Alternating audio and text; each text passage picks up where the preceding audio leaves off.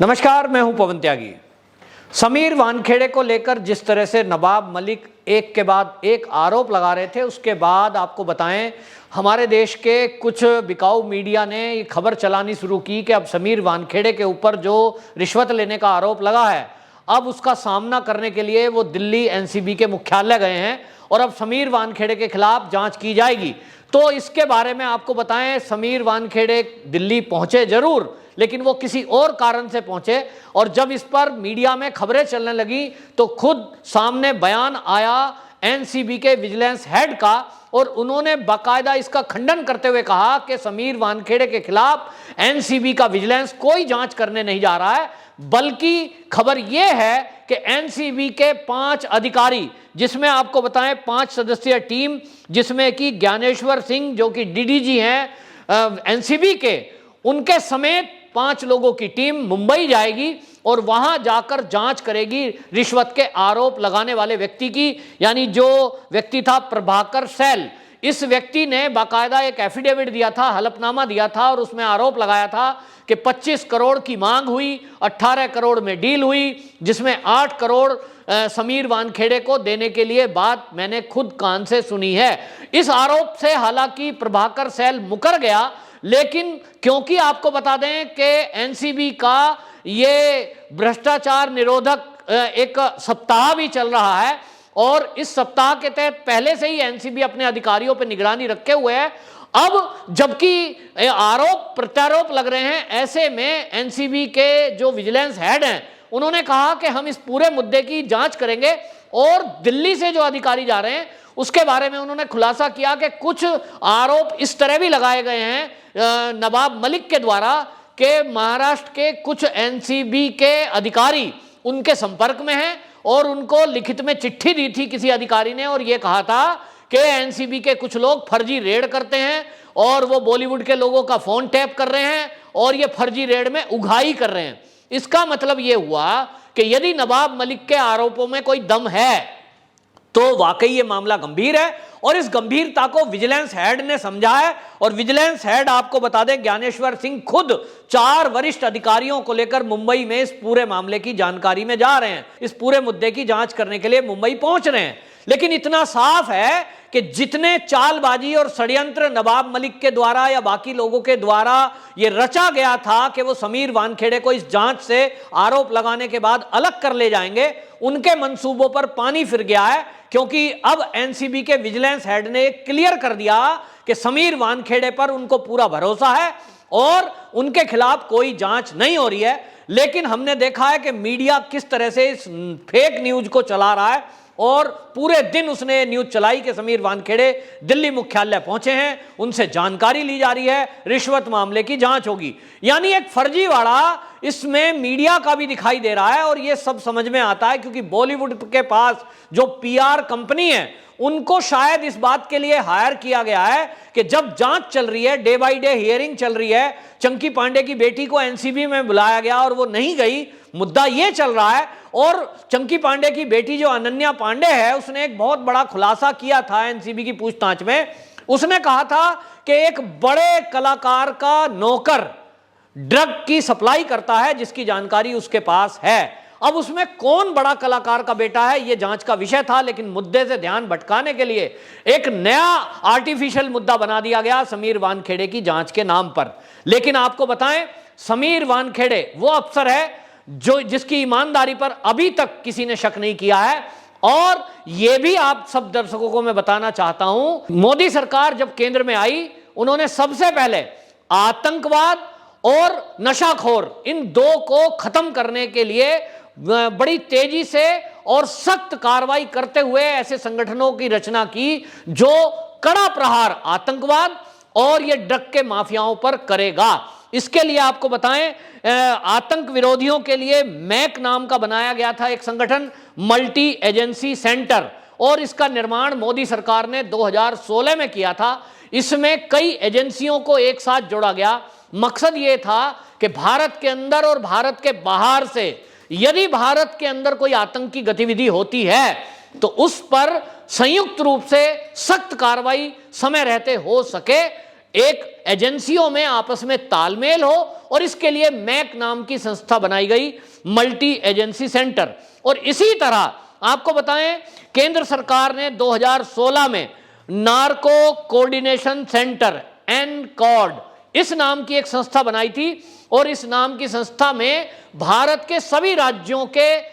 तेज तर्रार अधिकारियों को इसमें जोड़ा गया था। और ये इसलिए किया गया क्योंकि जो मोदी सरकार है, इनके पास जो इनपुट्स मिले वो ये थे कि कुछ देश मिलकर के भारत को नशे का बड़ा हब बनाना चाहते हैं, एक बड़ा सेंटर डेवलप करना चाहते हैं, और यहां से नशे की खेप वो दुनिया के कई देशों में पहुंचाई जाएगी। और इसके लिए 3 देशों का नाम सामने आया था, जिसमें भारत, कनाडा और ऑस्ट्रेलिया। और ये इनपुट्स मिले थे कि अब बड़े पैमाने पर वो खेप भारत में लाई जाएगी, फिर उसको एक और हाई क्वालिटी की ड्रग के रूप में तैयार किया जाएगा और दुनिया में उसकी सप्लाई की जाएगी। इसके बाद आपको बताएं, कार्रवाई हुई थी और 300 करोड़ की ड्रग वो मुंबई पर पकड़ी गई थी। और जब वो पकड़ी तो जो केंद्र सरकार है वो हरकत में आई, और इसलिए तय किया कि दुनिया के ऐसे देश जो ड्रग माफियाओं के विरुद्ध कार्रवाई करना चाहते हो, क्यों ना उनका एक संगठन बनाया जाए। और मोदी जी की पहल पे गृह मंत्रालय के तत्वाधान में आपको बताएं, लगभग 26 देशों से यह समझौता किया है भारत सरकार ने कि किसी भी 26 देशों में किसी भी देश में कोई नशे का कारोबारी की सूचना उनके पास होती है, या कोई नशे का कारोबारी पैडलर वहां होता है, उसकी गिरफ्तारी, उसकी जानकारी एक दूसरे को साझा करेंगे। और 26 देशों से जो ये मोदी सरकार ने संगठन बनाकर समझौता किया, उसके बाद आपको बताएं, एक हाई लेवल जो मामले हैं नारकोटिक्स डिपार्टमेंट के, उसको डील करने के लिए एक नया संगठन बनाया, सीजर इंफॉर्मेशन मैनेजमेंट सिस्टम, जिसको सिम्स कहते हैं। और ये सिम्स नाम का संगठन बनाकर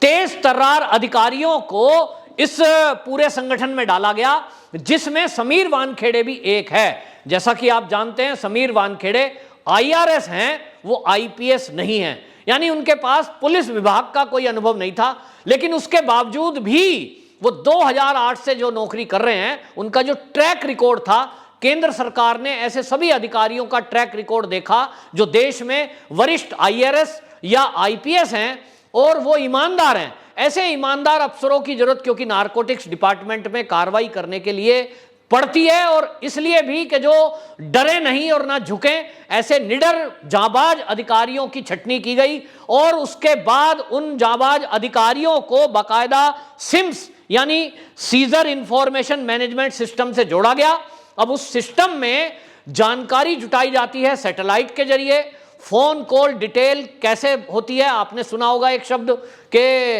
व्हाट्सएप चैट को रिकवर कर लिया गया, मैसेज रिकवर कर लिए गए, फोटो तक भी रिकवर कर लिए गए। ये जो काम है ये बाकायदा आपको बताएं सीजर इंफॉर्मेशन मैनेजमेंट सिस्टम का है। और ये सिस्टम अब कई संगठनों के साथ मिलकर भारत में नशाखोरों के खिलाफ कार्रवाई कर रहा है, जिसके अंदर DRI, BSF, SSB, coast guard, RPF और NIA। और यह तय हुआ कि यदि आतंकवादियों से तार किसी ड्रग पैडलर के जुड़ते दिखाई देते हैं, यदि यह सिद्ध होता है कि कोई ड्रग पैडलर ये पैसा जो कमा रहा है ड्रग बेचकर, ये आतंकवादियों को हवाला के जरिए पैसे दे रहा है या किसी भी माध्यम से पैसे पहुंचा रहा है, तो उस जांच को NIA को ट्रांसफर कर दिया जाएगा। लेकिन संगठन जो बनाया, उस संगठन की शक्ति की अनुभूति आपको याद होगा कि मुंद्रा पोर्ट पर 21,000 करोड़ रुपए की जो ड्रग पकड़ी गई थी, वो इसी सिम्स नाम के संगठन का संयुक्त प्रयास था, जिसके कारण वो जो 26 देशों से मोदी सरकार ने समझौता किया था, उसमें किन्हीं देशों ने मोदी सरकार को जानकारी दी कि एक शिप के अंदर इस तरह का बड़ी मात्रा में ड्रग को भारत में लाया जा रहा है। उसके बाद उसमें क्योंकि नेवी भी है उस संगठन में, नेवी के पूरे निगरानी में, देखरेख में उस शिप को कंट्रोल में लिया गया और फिर उसको मुंद्रा पोर्ट पर लाकर अपराधियों को और माल को जब्त किया गया। इसी में समीर वानखेड़े नाम के अफसर, ये केंद्र सरकार की गृह मंत्रालय की पसंद के अफसर हैं और इनको बाकायदा एक्साइज से ट्रांसफर करके एनसीबी में लाया गया है। यह बात नवाब मलिक को भी याद रखनी चाहिए, यह बात बॉलीवुड के उन लोगों को भी ध्यान में रखना चाहिए जो नशे के कारोबारियों से जुड़े हुए हैं, नशे का कारोबार करके हमारे देश के युवाओं को बर्बाद कर रहे हैं और नशे का कारोबार करके पैसे कमाकर उन पैसों को आतंकवादियों को भेज रहे हैं, डायरेक्ट इनडायरेक्ट रूप में उनकी फंडिंग कर रहे हैं। यह बात सभी अधिकारियों को ध्यान से कान खोलकर सुन लेनी चाहिए कि समीर वानखेड़े वो अफसर है जिसकी नियुक्ति केंद्र सरकार ने स्पेशल रूप से की है और यह भी ध्यान में रखा जाए कि वो मुंबई जोन का जोनल डायरेक्टर बनाया गया है। उसके पीछे केंद्र की पूरी शक्ति है। कोई अगर यह सोचता है कि समीर वानखेड़े पे झूठे आरोप लगाकर उनको जांच से भटका दोगे या उनको डरा धमकाकर आप किसी डी कंपनी या A to Z कंपनी से फोन कराकर या उनकी फैमिली को परेशान कर दोगे, या आप ये सोचते हो कि रिश्वत देकर उसके जो समीर वानखेड़े का जो जांच का तरीका है उसके चरित्र पर आप आंच उठा दोगे, वो सब लोग भूल जाएं कि कभी वो इस षड्यंत्र में कामयाब होंगे। आप सबको यह ध्यान में आ जाना चाहिए कि समीर वानखेड़े और उनके जैसे कई अफसर, जैसे कि मैंने बताया जो ज्ञानेश्वर सिंह हैं, इंटेलिजेंस हेड हैं, वो भी उन्हीं अफसरों की फहरिस्त में से एक हैं, और इसी तरह जो डीडीजी हैं वो भी उसी लिस्ट में एक हैं, और जो इस समय एनसीबी के हेड हैं उनकी भी नियुक्ति इसी वजह से की गई है क्योंकि अब केंद्र सरकार का सीधा सीधा इस संगठन को आदेश है कि आतंकवाद और नशाखोरी पर जीरो टॉलरेंस नीति के तहत काम करना है। अब चाहे कोई कितना ही बड़ा स्टार हो, स्टार किड हो, या कोई नेता हो, किसी भी पार्टी का कोई बड़ा नेता हो, चाहे वो मंत्री क्यों ना हो, इस सबको इस जांच के दायरे में लाया जाएगा। और जैसा मैंने आपको कहा कि समीर वानखेड़े उस संगठन का मेंबर है जिसको सिम्स कहते हैं, जिसमें एनआईए भी है, और एनआईए वो संगठन है जो जिसका चाहे फोन टेप कर सकता है, जिसको चाहे भारत ही नहीं दुनिया के किसी भी देश से जहां हमारे समझौते हैं वहां से गिरफ्तारी भी कर सकता है। तो ये जो महाराष्ट्र के ये जो छोटे मोटे मेंढक टरटरा रहे हैं ना, इनकी कोई औकात नहीं है कि ये इस समय एनसीबी के बिछाए जाल से बच सके, चंगुल से बच सके। और इसीलिए आपको बता रहा हूं कि ये कार्रवाई बहुत सख्त होगी, और जो भी लोग इसके पीछे हैं वो कितने ही बड़े क्यों ना हो, ये केवल एक चुग्गा जैसा है, और इस चुग्गे से ये पता लगता है कि कितने लोग इसके पीछे हैं। एनसीबी अपनी जो जांच कर रही है उसमें एक के बाद जिस तरह से वो केस को पुटअप कर रही है, कोर्ट के बाद जो निचली अदालत है उसके बाद मामला अब हाई कोर्ट में है, और हाई कोर्ट में भी जिस तरह से तथ्यों को रखा जा रहा है उससे देशवासियों को यह भी भरोसा करना चाहिए कि आज की डेट में एनसीबी की तरफ से जो वकील प्रस्तुत होते हैं वो भी वो वकील नहीं है जो कभी कांग्रेस के टाइम में हुआ करता था। आज की डेट में केंद्र सरकार मोदी जी और अमित शाह की तत्वाधान में बिल्कुल ऐसे अफसरों का सम्मान रखते हुए ये कार्रवाइयां की जा रही हैं, जिसके तहत आप देखिए कि एक तरफ हमारी सेना और अर्धसैनिक बल चुन चुनकर आतंकवाद पर कड़ा प्रहार कर रहे हैं, एक एक आतंकवादी को उनके मददगारों के समेत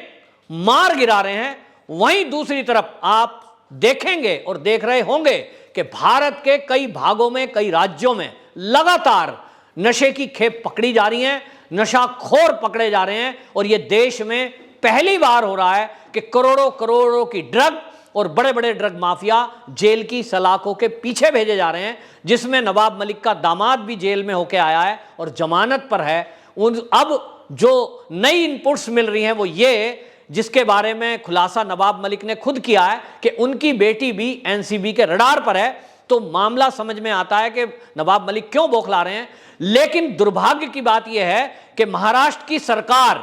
एक मंत्री के दामाद और बेटी को बचाने के लिए मौन होकर इस सारे नाटक का एक दर्शक बनी हुई है, जबकि महाराष्ट्र सरकार को इसमें एनसीबी जैसी संस्था का सहयोग करके यह मैसेज देना चाहिए महाराष्ट्र की जनता को कि हम नशाखोरों के विरुद्ध हैं, ना कि नशा करने वालों के साथ। वंदे मातरम।